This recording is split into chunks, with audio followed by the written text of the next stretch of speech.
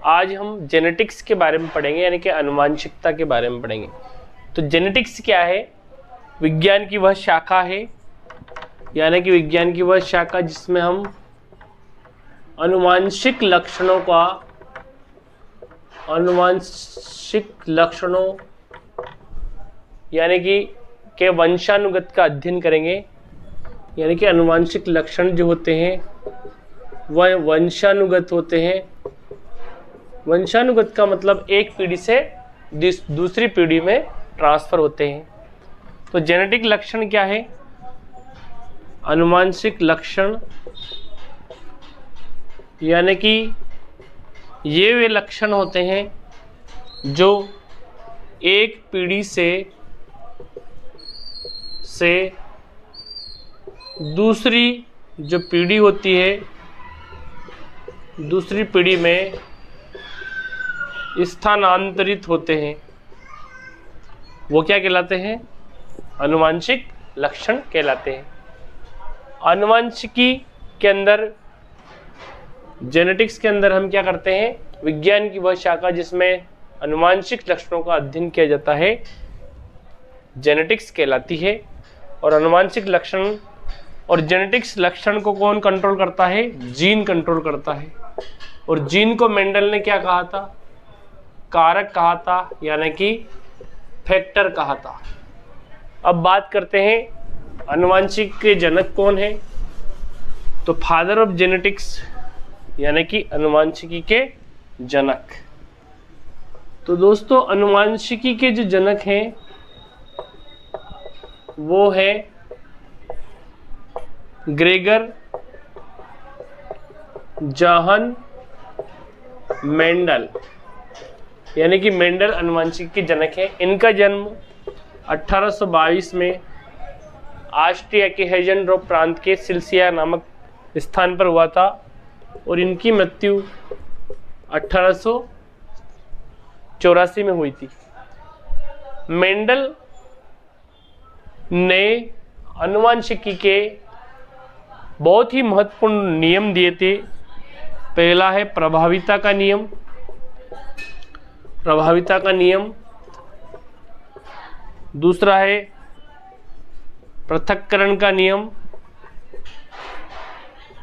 और तीसरा नियम दिया था इन्होंने स्वतंत्र अपव्यूहन का नियम। स्वतंत्र अपव्यूहन का नियम। तो मेंडल के मुख्यतः 3 नियम हैं। प्रभाविता का नियम जो कि मोनोहाइब्रिड क्रॉस पर आधारित है, यानी कि एकल संकर संकरण पर आधारित है। एकल संकर संकरण पर आधारित है। एकल संकर संकरण क्या है, यानी मोनोहाइब्रिड क्रॉस क्या है? यानी कि ऐसा संकरण जिसमें एक जोड़ी विपर्यासी जो लक्षण होते हैं उनका अध्ययन किया जाता है, उन्हें हम मोनोहाइब्रिड क्रॉस कहते हैं, यानी कि एकल संकर संकरण कहते हैं। मेंडल ने अपने प्रयोग के लिए कौन से पौधे का चुनाव किया था? तो स्टूडेंट्स, मेंडल ने अपने प्रयोग में पायसम सेटाइवम यानी कि मीठी मटर, यानी कि मटर के पौधे का चुनाव किया था। मीठी मटर थी। और इनका जो पहला जो नियम है वो है प्रभाविता का नियम। तो प्रभाविता का नियम क्या कहता है, इसको आप ध्यान से देखिए। यानी कि ये एकल संकर संकरण यानी कि उस पर आधारित था, यानी कि इसमें एक जोड़ी विपर्यासी लक्षण की स्टडी करते हैं, यानी कि एक जोड़ी कॉन्ट्रास्टिंग कैरेक्टर्स की स्टडी करते हैं। इन्होंने क्या किया था, जो जनक लिया था वो लंबे पौधे लिए थे। इनका क्रॉस कराया था बोने पौधों के साथ, यानी कि बोने पौधों के साथ।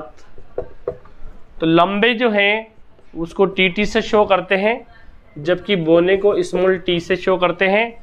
और इनके जो युग्मक बने थे वो कैपिटल टी, स्मॉल टी और स्मॉल टी। अब पहली पीढ़ी के अंदर इनको क्या प्राप्त हुआ था? F1 पीढ़ी।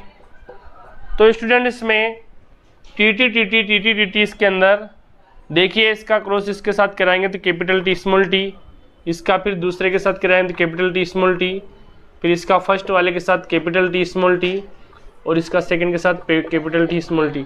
यानी कि पहली पीढ़ी में हमें सभी पौधे कैसे प्राप्त हो रहे हैं, टीटी टाइप के प्राप्त हो रहे हैं, यानी कि इस प्रकार के।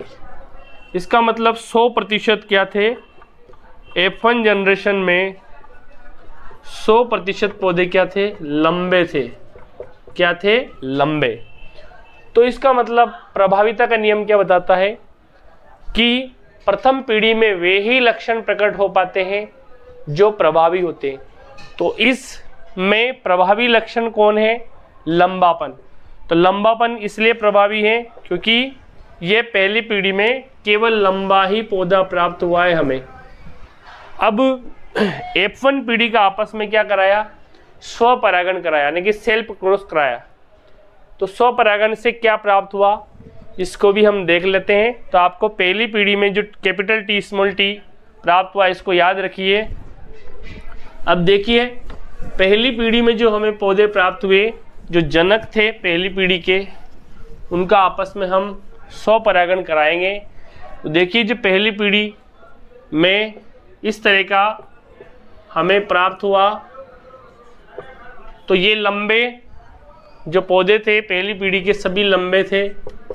अब देखिए इसमें क्या होता है, दो तरह के गेमेट बनते हैं, युग्मक बनते हैं, एक कैपिटल टी और स्मॉल टी।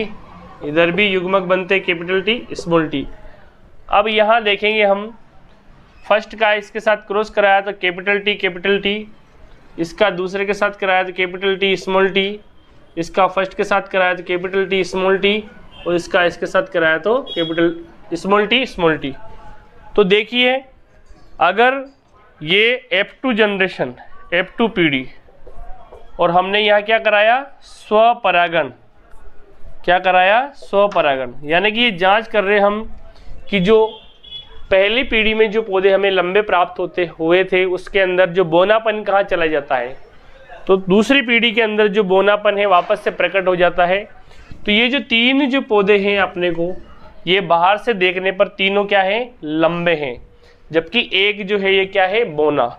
यानी कि समलक्षणीय अनुपात अगर हम देखें लक्षणों का, तो 3:1 प्राप्त होता है। यानी कि तीन लंबे जबकि एक क्या है, बोना है।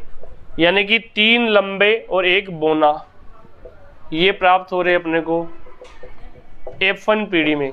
और इसको अगर जेनेटिक रेशो देखे जाए, यानी कि समजीनी अनुपात, ये फिनोटाइप रेशो देखा हमने, और जीनोटाइप यानी कि समजीनी अनुपात। तो समजीनी अनुपात देखिए, जीन की दृष्टि से शुद्ध लंबा पौधा है 1, अशुद्ध लंबे है 2 और शुद्ध बोना है 1। यानी कि जीनोटाइप रेशियो हमें प्राप्त हो रहा है 1:2:1, जबकि फिनोटाइप यानी कि समलक्षणीय अनुपात, लक्षण में 3:1 प्राप्त होता है। तो ये प्रभाविता का नियम हमने देखा कि पहली पीढ़ी में सभी पौधे जो हैं प्रभावी लक्षण वाले प्रकट होते हैं, यानी कि सभी लंबे पौधे प्राप्त हुए, जबकि दूसरी पीढ़ी के अंदर हमें समलक्षणीय अनुपात 3:1 प्राप्त हुआ, जबकि समजीनी अनुपात 1:2:1 प्राप्त हुआ। यानी कि एक जो पौधा है इस तरह का प्राप्त हुआ, टीटी टाइप का एक, और 2 पौधे हमें इस तरह के प्राप्त हुए, और एक जो पौधा है वो हमें इस तरह का प्राप्त हुआ। तो ये समजीनी अनुपात है, और लक्षणों की बात करें तो 3:1 प्राप्त हुआ। Thank you students.